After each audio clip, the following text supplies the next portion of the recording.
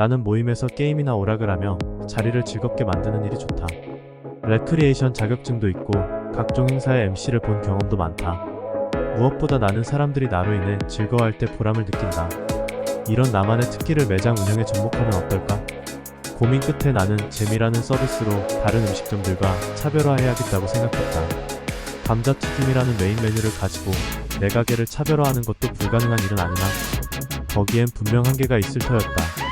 생각해보라. 감자튀김의 맛을 트렌드에 따라 혹은 시즌에 따라 시시각각 다양하게 만들어낼 수 있는 방법이 얼마나 있겠는가.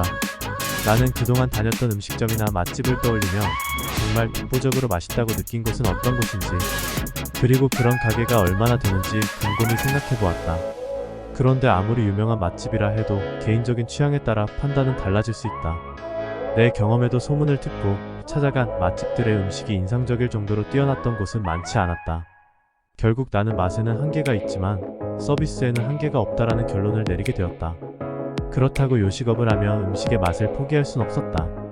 나는 메뉴를 많이 만들지 않고 한 종류의 아이템만 연구해서 그 메뉴에서만큼은 최고의 전문가가 되자고 결심했다. 가게의 정체성을 이렇게 정리한 후 나는 본격적으로 재미와 서비스에 관한 연구를 시작했다. 기억에 남는 가게가 되려면 즐거움과 재미가 있는 곳이 되어야 했다. 이를 위해 생각해낸 것이 바로 게임이다. 잼잼칩스에 오면 손님들이 도전이라고 외치는 모습을 보게 된다. 이는 우리 동네 달인이라는 게임에 도전하겠다는 표시다. 우리 동네 달인 게임은 2주에 한 번씩 변경되는데 가장 기본적인 게임인 가위바위보부터 시작해 시험 기간에는 책 넘기기의 달인, 명절 기간에는 투어나 윷놀이 등을 한다. 숨은 그림 찾기의 달인, 이상형 찾기의 달인 등 직원들이 직접 만든 게임들도 있다. 지금껏 진행한 게임의 종류만 해도 무려 60여 가지가 넘는다. 우리 동네 달인 게임에 참여하고 싶은 손님이 자리에서 도전을 외치면 직원 중 한 명이 해당 테이블에 가서 금주의 게임을 진행한다. 저도 벌칙은 없고 우수한 성적을 거두었을 때 상품을 받는 손님에게 일방적으로 유리한 게임이다. 다만 하루에 한 번의 기회만 있다. 그렇지만 낮에 온 손님이 게임을 하고 간 뒤 저녁에 또 방문해 다시 도전하는 건 가능하다. 하루에 우리 가게를 2번이나 방문해 주었기 때문에 기회를 더 드리는 것이다.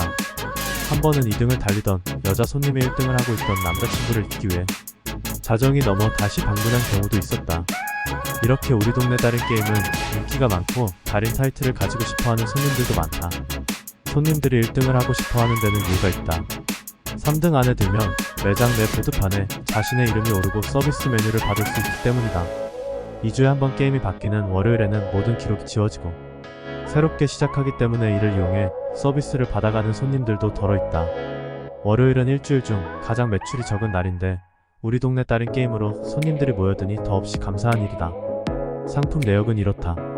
3등 손님에게는 일주일 동안 전 메뉴를 무료로 사이즈 업해드리고 2등 손님에게는 2주 동안 같은 혜택을 드리며 명예 1등을 한 손님에게는 한 달 동안 같은 혜택을 드림과 동시에 달인증을 발급해드린다. 손님이 언제든 달인증을 보여주면 바로 사이즈를 업그레이드해준다. 그리고 1등을 한 손님의 이름은 특별히 명예의 전당에 게시한다. 2주마다 바뀌는 순위 보드판이 아니라 매장 한쪽에 영구히 자신의 이름이 게시되는 것이다. 우리 동네 달인 게임은 우리 가게의 전매 특허가 되어 일부러 게임을 하기 위해 가게를 찾는 손님들까지 있을 정도다. 또한 순위 보드판에 이름을 올린 손님들이 SNS에 남긴 인증샷은 자연스럽게 가게 홍보로 이어지고 있다. 특히 순위 보드판에 이름을 올린 손님들은 자신의 이름이 여전히 순위 내에 있는지 확인하기 위해 다시 방문하는 경우가 많다. 만일 자신의 기록이 다른 사람에 의해 깨져 있으면 순위를 탈환하기 위해 다시 도전하기도 한다. 자신의 이름이 순위 보드판에 올라있는 것을 자랑하고 싶어 지인들을 데리고 오는 손님들도 많다. 이렇게 친구를 따라온 손님들 중 어떤 분들은 저 게임을 누가 못해? 나도 하겠다 라며 게임에 도전하는데 친구보다 기록이 좋지 않으면 친구를 이기고 싶은 마음에 다시 방문하기도 한다. 우리 동네 달인 게임이 마케팅에 미치는 영향은 이렇게 크다. 달인으로 뽑힌 손님들은 무료 사이즈 업이라는 혜택을 누리기 위해 더 자주 찾아온다.